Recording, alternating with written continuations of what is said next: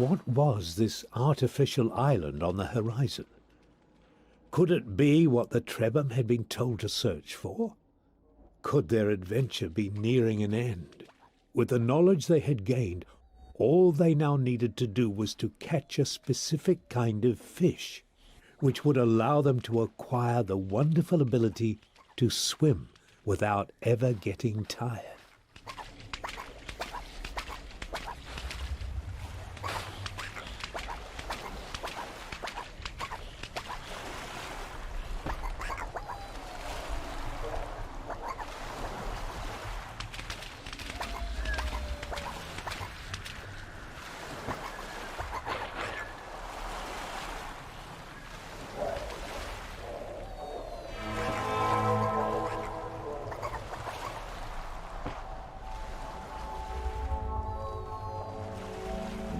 The Trebhum were happy to find a friend resting on the island.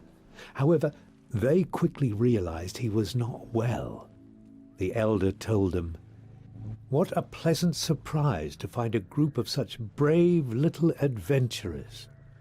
Oh, I'm glad to see your faces before my end. I'm sorry to tell you that this structure will not ascend on its own. I was hoping someone might bring the lenses that power this palace before the cylinder came, but as I can see, you do not know of what I speak, and this is simply not to be. But fear not. There are other palaces in the waters of this great desert, and resting in the golden dunes of these marvelous plains, you will find the hidden treasures that can awaken and lift to their majestic heights the Trebhum palaces that were once the pride of our people. Swim over to the other side and seek the Trawala that guards my brother's temple. He will explain what you must do. I wish you luck. Know that my spirit will dance and sing when you succeed where I have failed."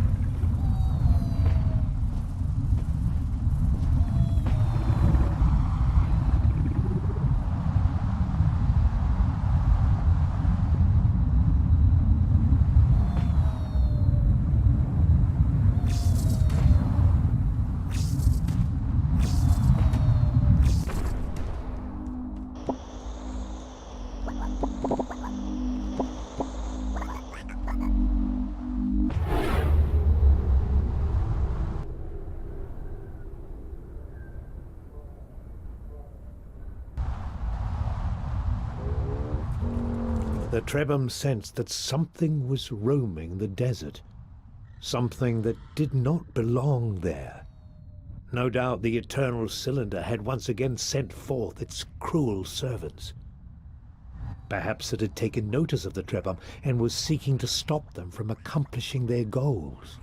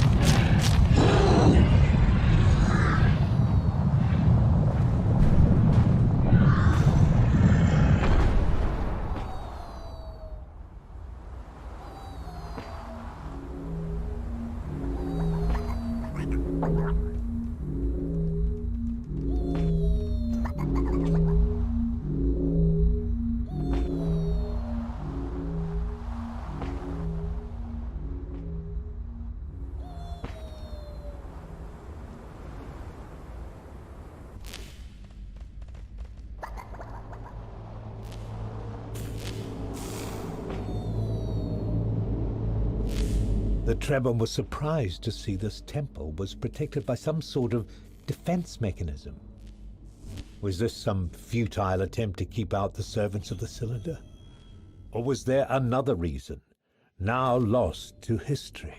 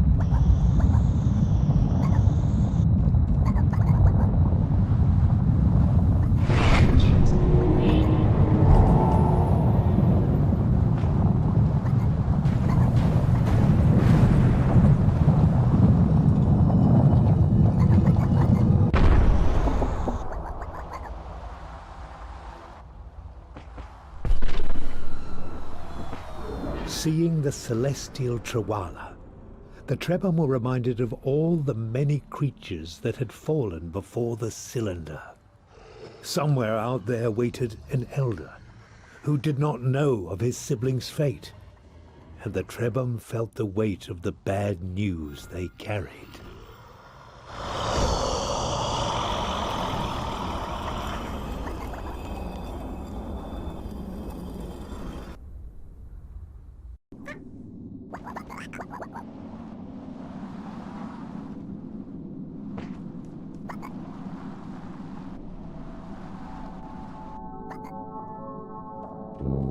The elder saw sadness in the Trebhum's eyes and gave them words of comfort.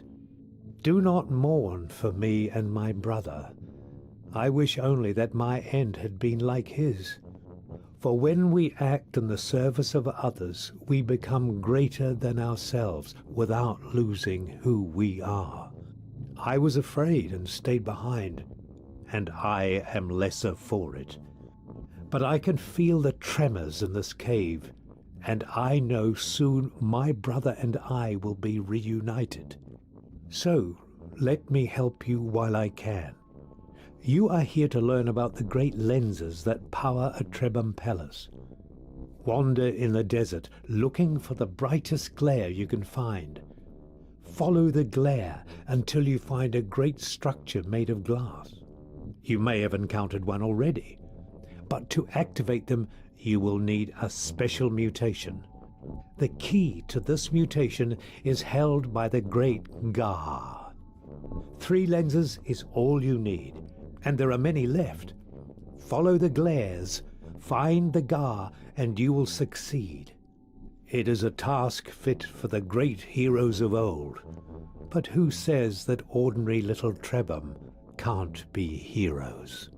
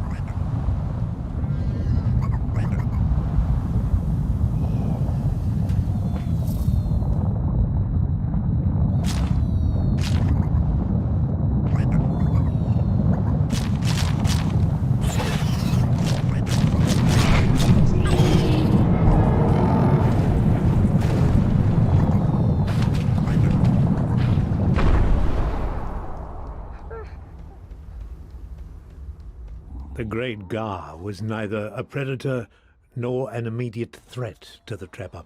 However, obtaining whatever secret ingredient it kept in its air sac would be no easy task. For one thing, something in their memories told them that the sac was filled with poisonous gas. And for another, how does one enter the body of a creature that can even devour sandstorms?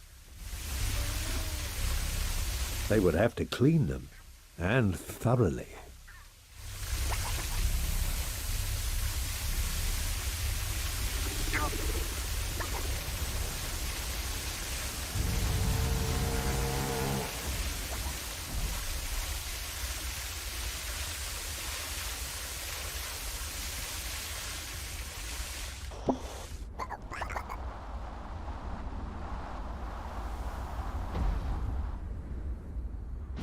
The Trebhum had found a lens. There was an odd contraption at its center, but they did not know how to activate it. This must be why the Elder had told them that they needed the mutation from the Great Gar.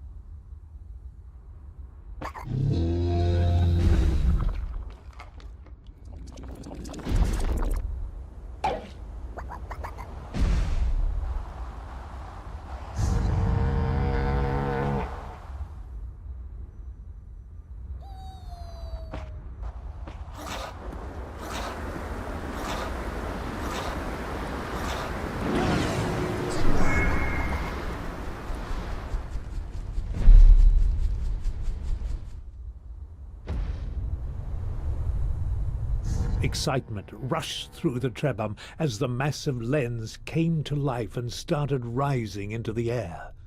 They had to get off quickly, as staying on top of the majestic construct as it rose would be quite dangerous. The Trebhum marveled at the miracle their ancestors had wrought. What other incredible things had they built that were now forgotten? A question for another day, for now the Trebhum had 2 more lenses to find.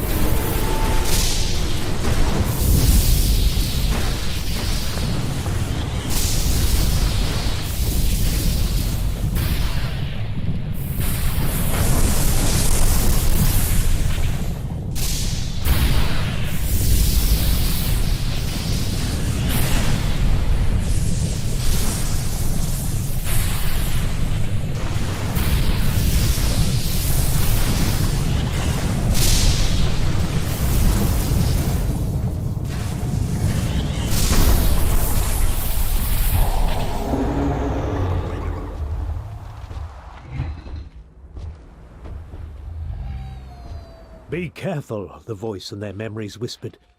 The servants of the cylinder were gathering in numbers to hunt and trap the Trebhum. Now was the time to seek safety and wait for the hunters to desist.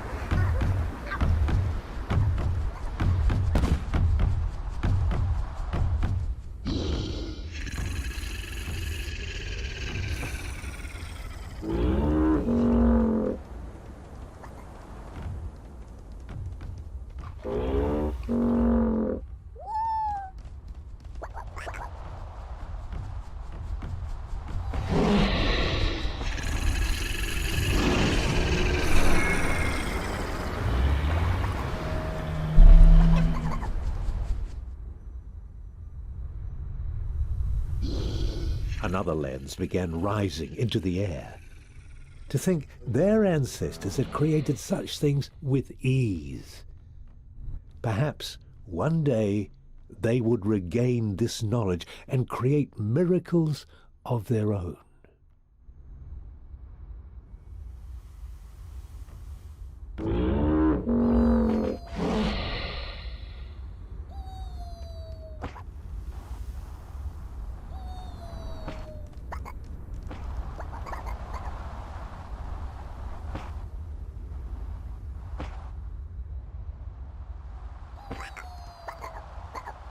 The voice in their memories warned the Trebhum that there was a sinister presence in this place.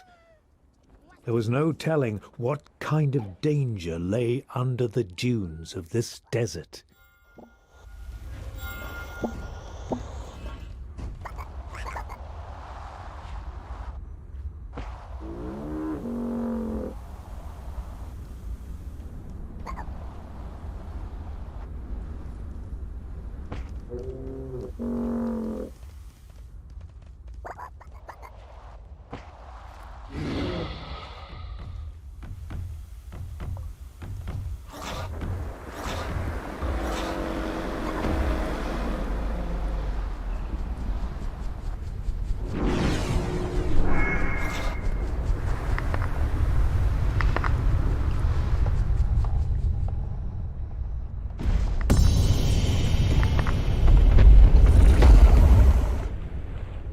The Trebhum were terrified by the monstrosity they had unearthed.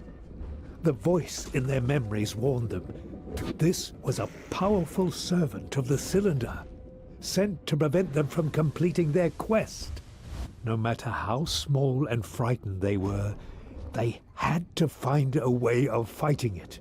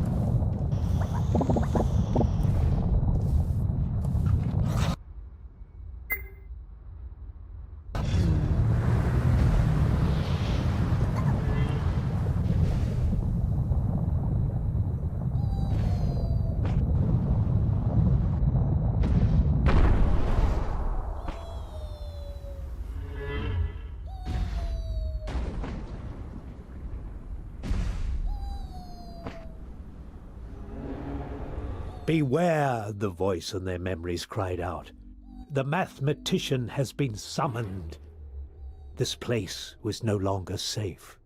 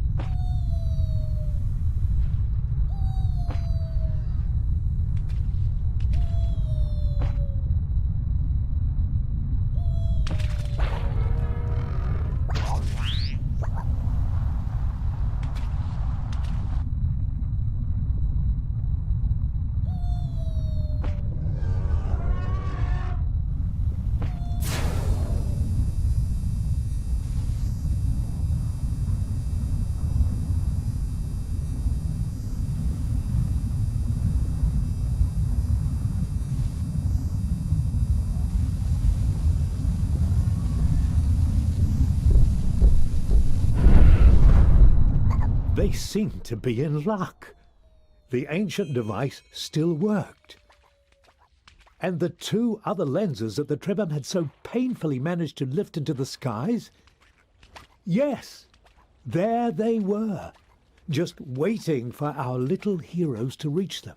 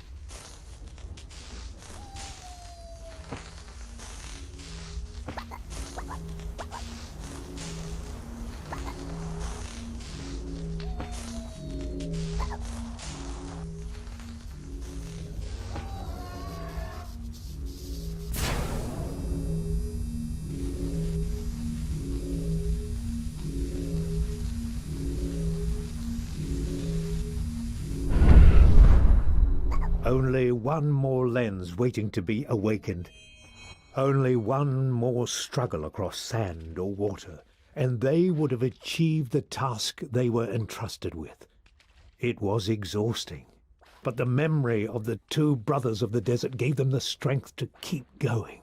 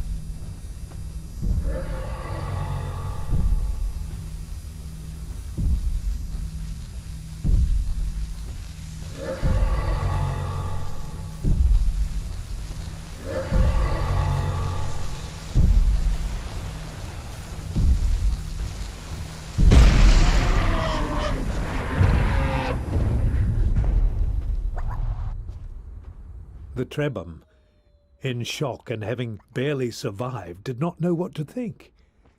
One of their most dangerous enemies lay dead. The eternal cylinder was immobile and quiet in the distance. The floating palace where they had expected to dance and sing for all those left behind was out of reach. And then came a call. It was very subtle and weak at first, but grew stronger and stronger. Was it the ones trapped in the cylinder calling to the Trebhum? Was it the voice in their memories urging them on? The portal into the cylinder's dreams lay open. They had not yet reclaimed all the abilities of their ancestors. Wandering that strange world once again would take great bravery. But with all they'd been through, they had gained the courage to do what needed to be done. It might be reckless, it might be dangerous, but they had to step inside one more time.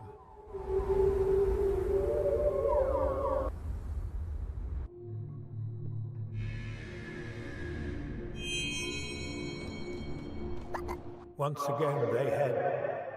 You have returned. Can you hear me? Everything is falling apart. But don't underestimate the power of the cylinder. Existence is suffering. The cause of suffering is attachment to ego. Ego is the separation of consciousness from universal oneness. Suffering will continue as long as consciousness remains separate. Only the unification of all consciousness will end suffering.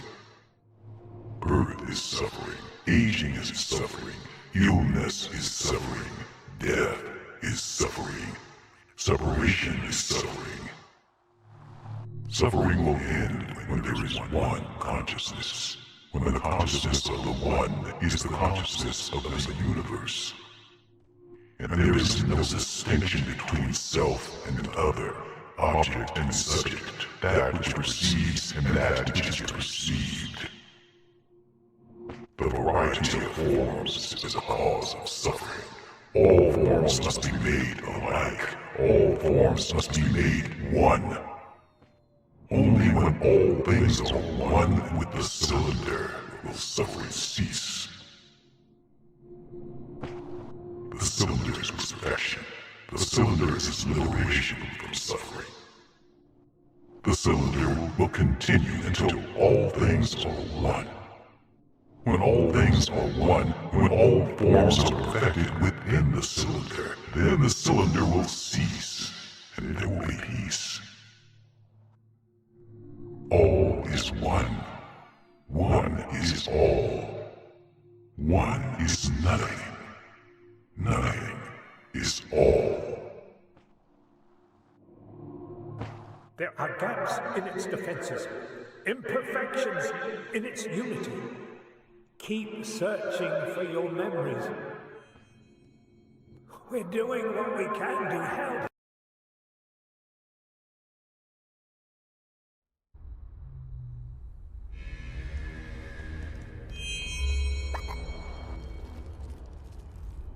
What had happened? How long had they been in the cylinder's mind? It had felt like a short time to the Trebhum, but when they returned, the world had changed. It seemed as if parts of the cylinder itself had spilled out, its dreams corrupting the land. The cylinder lay still, but there was no sign of the mathematician.